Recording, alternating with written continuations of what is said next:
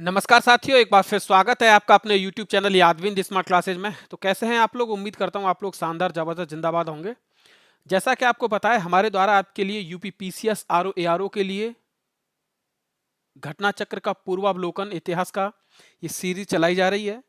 इसी में मैं आपके सामने मैं हाजिर हूँ इतिहास की एक नई क्लास लेके। और आज का जो हमारा टॉपिक रहने वाला है, फिर हम मौर्य साम्राज्य को आगे कंटिन्यू करेंगे। इससे पहले आपने मौर्य साम्राज्य की 2 क्लास आपके लिए जा चुकी हैं, ये तीसरी क्लास होगी। और इसके बाद मैं एक और क्लास आपके सामने लेके आऊंगा मौर्य साम्राज्य की। तो मौर्य साम्राज्य से हमारी कितनी क्लास होने वाली हैं? 4 क्लास मौर्य साम्राज्य से हो जाएंगी और मौर्यन एम्पायर या साम्राज्य हमारा कंप्लीट हो जाएगा। ऐसे ही और वीडियोस के लिए आपको क्या करना है कि हमारे यूट्यूब चैनल यादविंद स्मार्ट क्लासेस को सब्सक्राइब करना है, वीडियो को लाइक करना है और शेयर करना है। तो कल वाली हमारी जो क्लास थी उसमें हमने मौर्य साम्राज्य के जो क्वेश्चंस कंप्लीट किए थे वो 67 कंप्लीट किए थे, यानी 67 क्वेश्चन को हम कंप्लीट कर चुके थे। आज हम जो स्टार्ट करेंगे वो क्वेश्चन नंबर 68 से शुरू करने वाले हैं, स्टार्ट करने वाले हैं। तो आ जाइए, आप लोग जुड़ जाइए हमारे साथ, हमारे यूट्यूब चैनल यादविंद स्मार्ट क्लासेस के साथ। और हम शुरू करने वाले हैं मौर्यन अंपायर और होगा क्वेश्चन नंबर हमारा 60। एक सेकेंड, 80।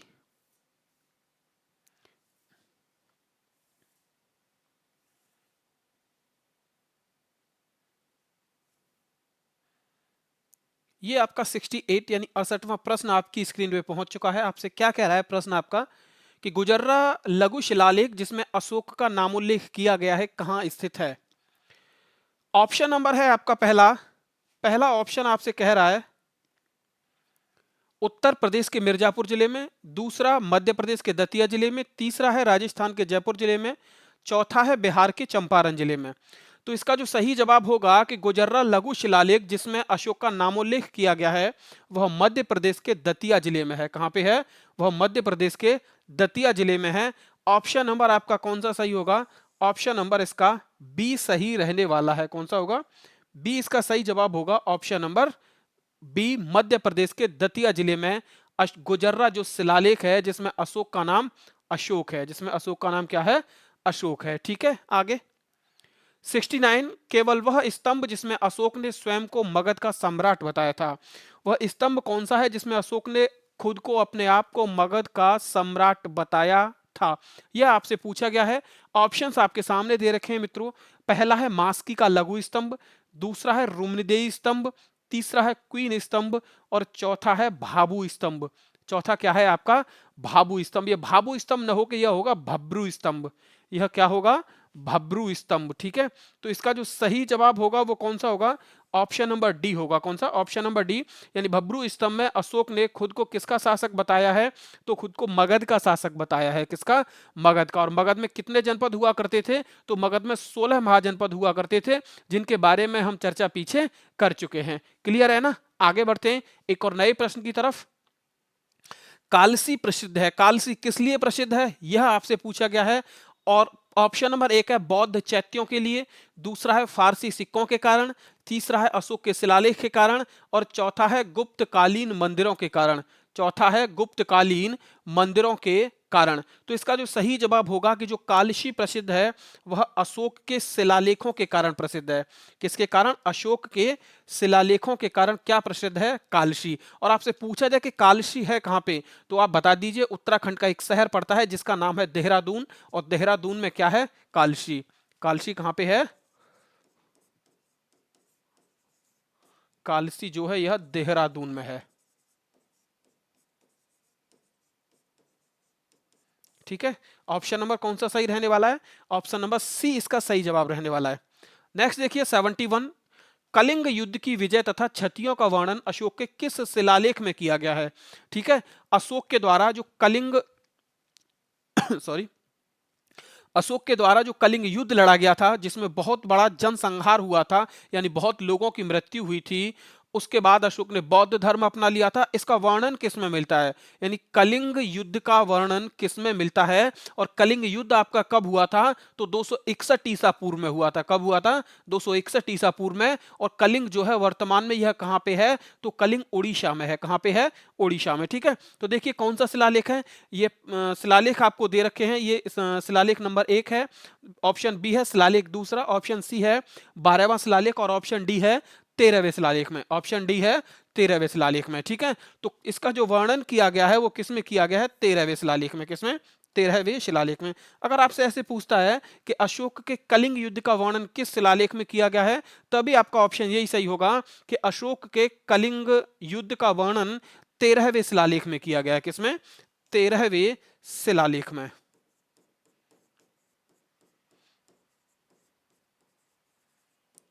कलिंग युद्ध कब हुआ था, 261 ईसा पूर्व में।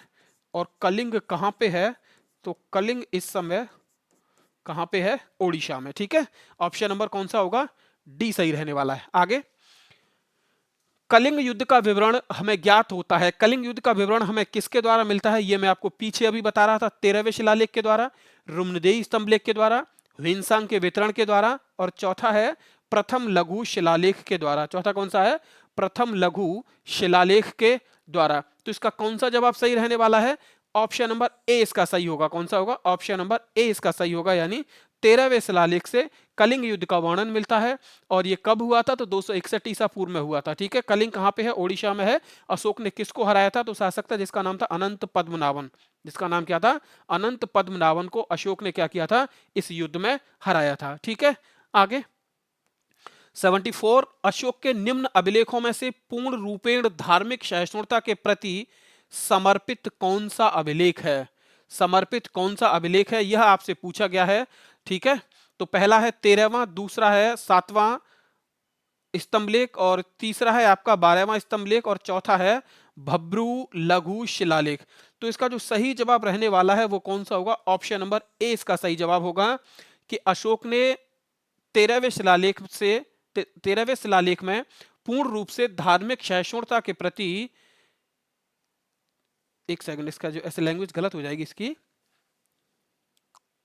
हाँ, अशोक का 13वां जो शिलालेख है वो पूर्ण रूप से धार्मिक सहिष्णुता के प्रति समर्पित है।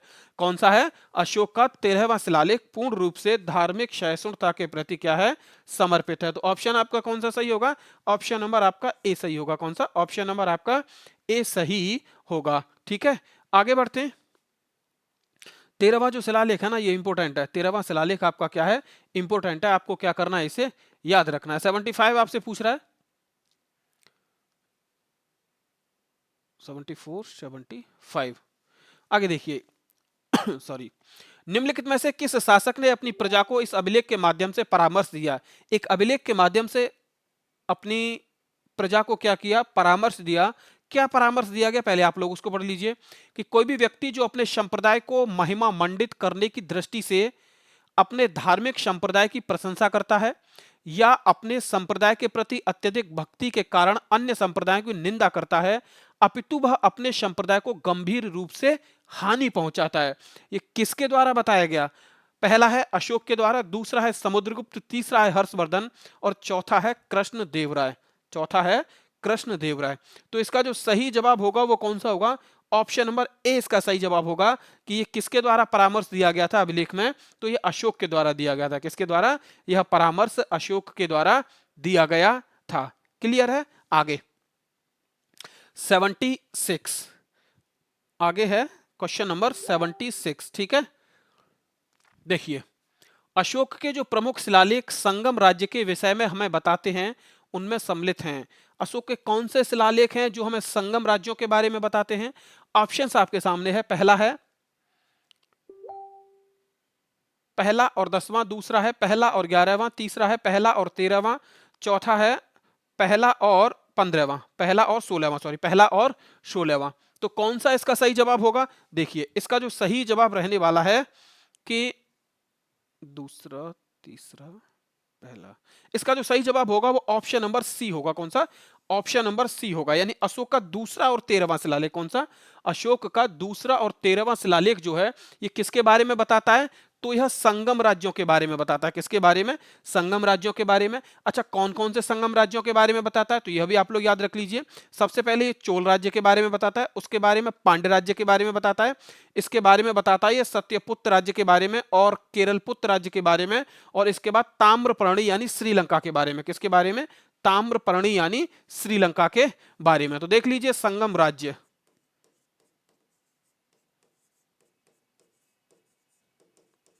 संगम राज्य कौन कौन से हैं? सबसे पहले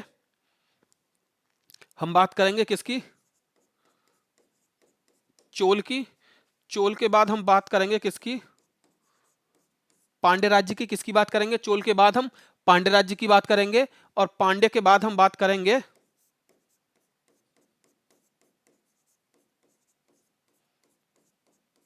सत्यपुत्र के बारे में, और किसके बारे में बात करेंगे? केरल पुत्र के बारे में, और किसके बारे में बात करेंगे? और हम बात करेंगे ताम्रपर्णी। और ताम्रपर्णी को अभी आपको बताया गया था कि क्या कहा जाता है इसे। तो ताम्रपर्णी को मेरे मित्र कहा जाता था श्रीलंका। क्या कहा जाता था? श्रीलंका। और इसी के बारे में क्या किया गया? दूसरे और 13वें शिलालेख में संगम राज्यों का वर्णन किया गया, और यह आपके क्या है? संगम राज्य हैं। क्लियर? आगे बढ़ते हैं एक और नए प्रश्न की तरफ और देखते हैं कि हमारा नया प्रश्न क्या है। देखिए 78 टालमी फिलाडेल्फस जिसके साथ अशोक ने राजनय संबंध थे, कहां का शासक था? यानी टालमी फिलाडेल्फस जो है ये कहां का शासक था, यह आपसे पूछा गया है। पहला है सायरोन, दूसरा है मकदूनिया, तीसरा है मिस्र, और चौथा है सीरिया।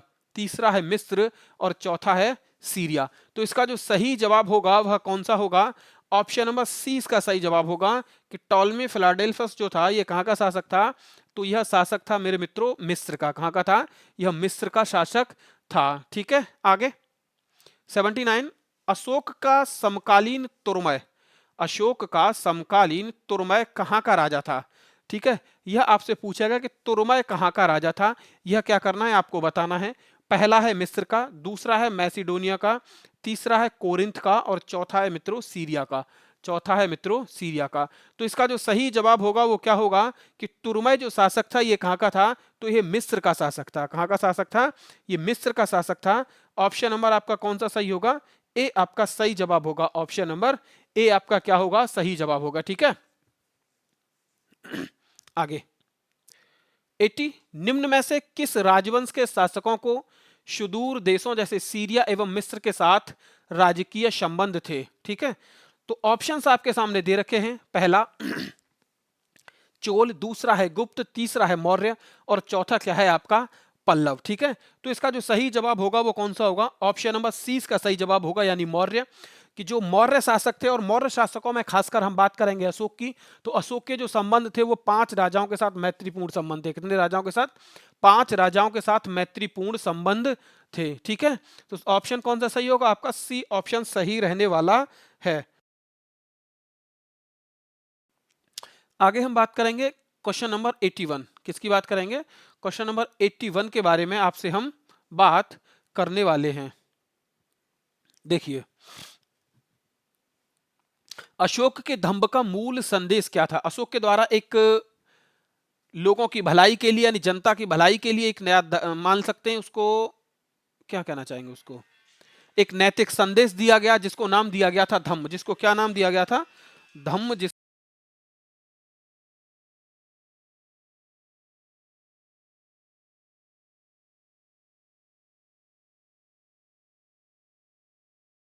ठीक है, तो पहला है इसमें राजा के प्रति वफादारी, दूसरा है इसमें शांति एवं अहिंसा, तीसरा है बड़ों का सम्मान, चौथा है धार्मिक सहनशीलता, और पांचवा है उपयुक्त में से कोई नहीं या उपयुक्त में से एक से अधिक। ठीक है, तो इसका जो जवाब होगा वो कौन सा होगा? ऑप्शन नंबर डी इसका सही जवाब होगा, यानी उपयुक्त में से कोई नहीं। ठीक है, धम्म का जो मूल संदेश है वो इसमें किसी में नहीं बताया गया। ठीक है, धम्म क्या था? धम्म था एक नैतिक संहिता। धम्म क्या था? धम्म था एक नैतिक संहिता जिसमें मूल संदेश क्या था कि शांति और अहिंसा, शांति और अहिंसा, बड़ों का सम्मान तथा धार्मिक सहनशीलता।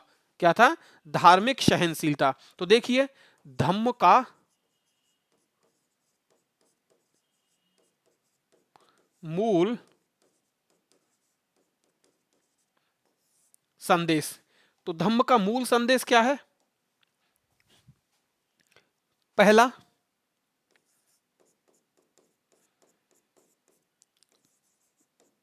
शांति के बारे में बताता है, और किसके बारे में बताता है? अहिंसा के बारे में। किसके बारे में? अहिंसा के बारे में। दूसरा क्या है? बड़ों का सम्मान।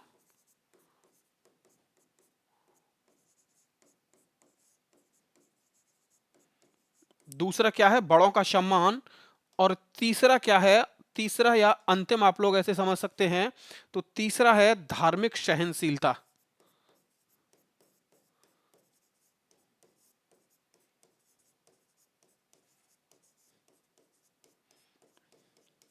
धार्मिक सहनशीलता। और इन तीनों में से इन ऑप्शंस में कोई नहीं है, तो यह भी गलत, ये भी गलत, ये भी, यानी चारों ऑप्शन आपके क्या हो जाएंगे? गलत हो जाएंगे। और कौन सा सही होगा? कि इनमें से कोई नहीं। ऑप्शन नंबर कौन सा होगा? डी इसका क्या होगा? सही जवाब रहने वाला है। आगे देखिए आप लोग, एक और नया प्रश्न आपकी स्क्रीन पे आ चुका है कि निम्न में से अशोक के किस अभिलेख में पारंपरिक अवसरों पर पशु बलि पर रोक लगाई गई? ऐसा लगता है कि यह पाबंदी पशुओं के वध पर थी। तो ये हमें किससे पता चलता है? पहला, शिलालेख 1 से। दूसरा, स्तंभलेख 5वें से। तीसरा है स्तंभलेख 9वां। और चौथा है स्तंभलेख 11वां। चौथा है स्तंभलेख 11वां। तो इसका कौन सा जवाब सही रहने वाला है? तो देखिए, इसका जो सही जवाब होगा वो कौन सा होगा? ऑप्शन नंबर 20 का क्या होगा? सही जवाब होगा। ठीक है, यानी अशोक ने बताया है कि उसने अशोक का जो राज्य अभिषेक हुआ था, राज्य अभिषेक होने के कितने वर्ष बाद? तो 26 वर्ष बाद उसने जीवों की हत्या को क्या किया था? निषिद्ध कर दिया। उसने जीवों की हत्या को क्या कर दिया था? निषिद्ध कर दिया। ये बात हमें किससे पता चलती है? तो यह बात पता चलती है ऑप्शन नंबर बी, यानी स्तंभ शिलालेख कौन से? 5वें से। तो देख लीजिए, अशोक ने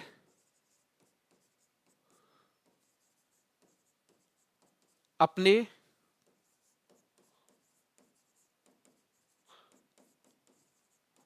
राज्याभिषेक के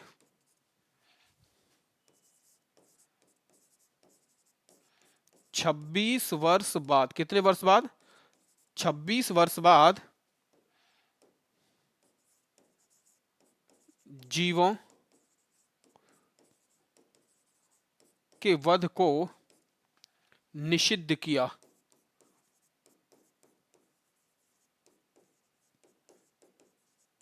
ठीक है, तो ऑप्शन मित्र कौन सा सही होगा? बी सही होगा, क्योंकि ये जानकारी हमें किसमें मिलती है? ऑप्शन नंबर बी, यानी स्तंभ शिलालेख 5वें में। आगे 83, नेक्स्ट आपसे पूछा गया 83 में आपसे क्या पूछ रहा है कि निम्नलिखित प्राचीन भारतीय अभिलेखों में से कौन सा एक खाद्यान्न को देश में संकट काल में उपयोग हेतु सुरक्षित रखने के बारे में प्राचीनतम शाही आदेश है? जब देश में खाद्यान्न को क्या किया जाएगा? संकट काल में उपयोग हेतु सुरक्षित रखने के लिए एक शाही आदेश इसमें कौन सा जारी किया जाता था संकट काल के समय? ये आपसे पूछ रहा है। तो पहला है शौहगौरा ताम्रपत्र। दूसरा है अशोक का रुम्नदेही स्तंभलेख। तीसरा है प्रयाग प्रशस्ति। और चौथा है चंद्र का महरौली स्तंभ शिलालेख। चंद्र का महरौली स्तंभ शिलालेख। तो इसका जो सही जवाब होगा वो होगा ऑप्शन नंबर ए। इसका सही जवाब होगा कौन सा? ऑप्शन नंबर ए इसका क्या होगा? सही जवाब, यानी शौहगौरा ताम्रपत्र अभिलेख। कौन सा है? शौहगौरा ताम्रपत्र अभिलेख। ठीक है, ऑप्शन नंबर कौन सा सही होगा? ए। नेक्स्ट, ये आपसे पूछा गया कथन और कारण का प्रश्न है आपका। क्या है? कथन और कारण का यह प्रश्न आपसे क्या किया गया है? पूछा गया है। ठीक है, क्या है इसमें? पहला देखिए, कथन ए कह रहा है आपसे कि अशोक ने कलिंग को मौर्य साम्राज्य में जोड़ लिया था। क्या यह बात सही है? क्या अशोक ने कलिंग को मौर्य साम्राज्य में जोड़ लिया था? तो बिल्कुल सही है, क्योंकि 261 ईसा पूर्व में अशोक ने क्या किया था? कलिंग पे आक्रमण किया और कलिंग को जीत लिया। तो वो किस में जोड़ लिया? मौर्य साम्राज्य में।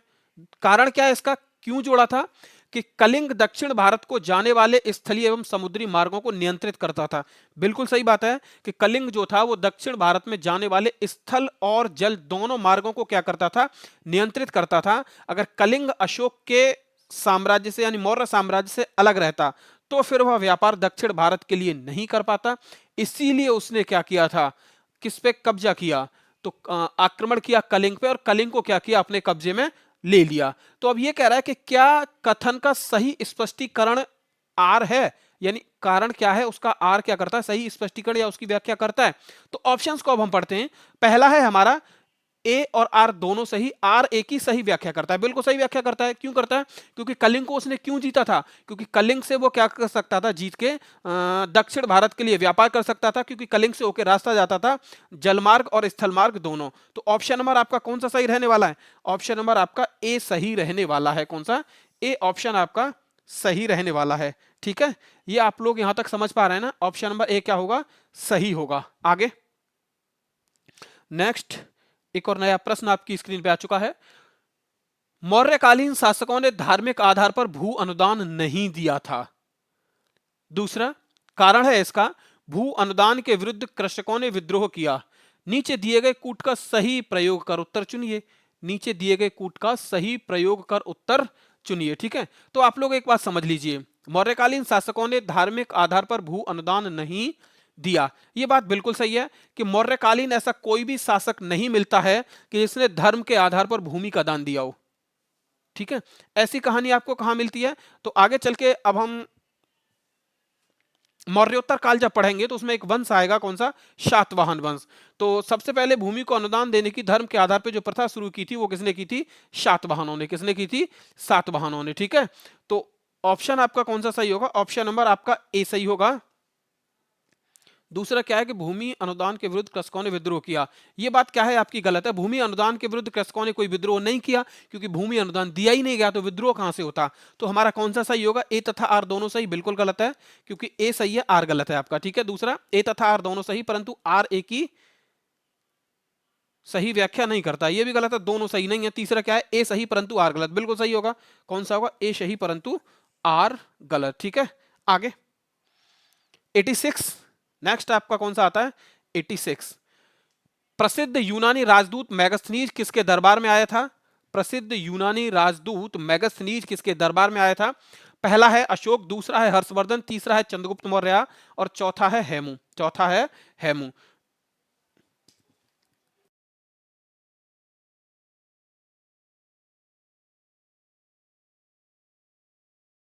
जवाब होगा वो कौन सा होगा, ऑप्शन नंबर सी इसका सही जवाब होगा कि प्रसिद्ध यूनानी जो लेखक था जिसका नाम था मैगस्थनीज, ये किसके दरबार में आया था, तो यह चंद्रगुप्त मौर्य के दरबार में आया था। किसके दरबार में, चंद्रगुप्त मौर्य के दरबार में आया था। और ऑप्शन नंबर आपका कौन सा सही रहने वाला है, ऑप्शन नंबर आपका सी सही रहने वाला है। दूसरा आपसे पूछता है कि मैगस्थनीज की जो पुस्तक थी, मैगस्थनीज के द्वारा कौन सी पुस्तक लिखी गई, तो आप लोग याद रख लीजिए, मैगस्थनीज के द्वारा इंडिका पुस्तक लिखी गई। कौन सी, इंडिका। और इंडिका में किसके बारे में पता चलता है, तो मौर्य प्रशासन के बारे में इंडिका से क्या होता है, पता चलता है। ठीक है,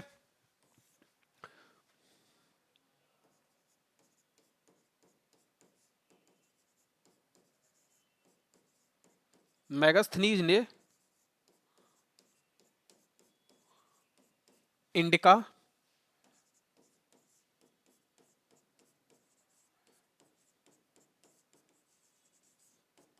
पुस्तक लिखी। ठीक है, दूसरा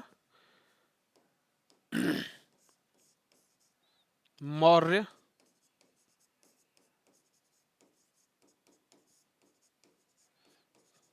प्रशासन की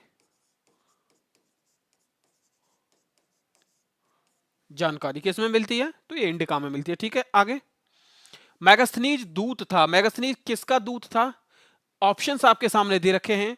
पहला है सेल्यूकस का, दूसरा है सिकंदर का, तीसरा है डेरियस का, चौथा है यूनानियों का और पांचवा है उपयुक्त में से कोई नहीं। तो ये किसका दूत था, तो यह सेल्यूकस निकेटर का दूत था। किसका, सेल्यूकस निकेटर का दूत था कौन, मैगस्थनीज। ठीक है, तो 87 का कौन सा सही होगा, ऑप्शन नंबर ए सही होगा। आगे किसके शासनकाल में मैगस्थनीज भारत आया, बिल्कुल अभी आपको फिर से ये रिपीट हुआ है।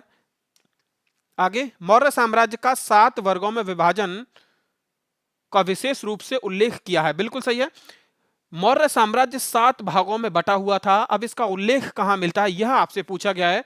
पहला है कौटिल्य के अर्थशास्त्र में, दूसरा है अशोक के शिलालेख में, तीसरा है पुराणों में, चौथा है मैगस्थनीज की पुस्तक इंडिका में और पांचवा है उपयुक्त में से कोई नहीं। तो मैगस्थनीज की जो बुक थी जिसका नाम था इंडिका, इंडिका में ये बताया गया है कि जो मौर्य साम्राज्य था वो 7 भागों में बटा हुआ था। कितने भागों में बटा हुआ था? 7 भागों में बटा हुआ था। तो ऑप्शन नंबर कौन सा होगा आपका?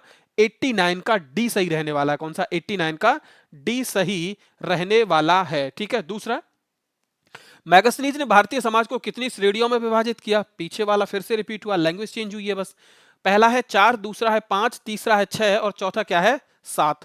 चौथा क्या है? 7। तो ऑप्शन नंबर कौन सा सही होगा आपका? ऑप्शन नंबर आपका डी सही रहने वाला है। कौन सा? ऑप्शन नंबर आपका डी सही रहने वाला है। ठीक है। आगे 91, निम्नलिखित में से किस स्रोत में उल्लिखित है कि प्राचीन भारत में दासता नहीं थी?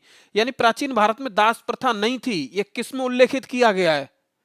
वो स्रोत कौन सा है? ऑप्शन है पहला आपका अर्थशास्त्र, दूसरा है मुद्रा राक्षस, तीसरा है मैगस्थनीज की इंडिका और चौथा है वायु पुराण। तो इसका जो सही जवाब होगा, मैगस्थनीज की जो इंडिका है इसमें यह बताया गया है कि प्राचीन भारत में कोई दास नहीं था, लोगों को दास नहीं बनाया जाता था, दासता का प्रचलन यहां पे नहीं था। कौन सा बताता है? इंडिका बताती है। किसकी इंडिका बुक है? किसकी है? मैगस्थनीज की। ठीक है। 92, मौर्य साम्राज्य का विभाजन 7 वर्गों में विशेष तौर पर उल्लिखित है। वही बात है, पीछे रिपीट हुआ है। कौन सा सही होगा? ऑप्शन नंबर डी सही होगा। कौन सा? ऑप्शन नंबर डी आपका क्या होगा?